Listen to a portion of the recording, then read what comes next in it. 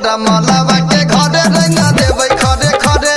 भाई ओकर हमारा से बहुत डरे रंगा देबै खरे खरे चलो न देखेबो तोरा मलावा के घरे रंगा देबै खरे खरे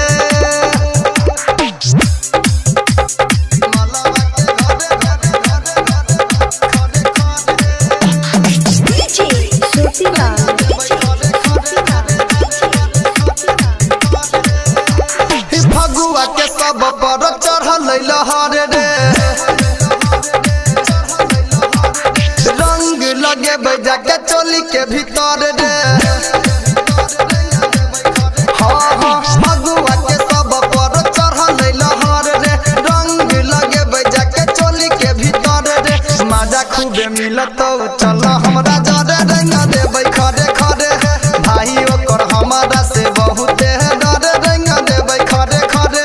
चलो न देखेबो तोरा मलावा के घरे रंगा देबै खरे खरे रंगा देबै खरे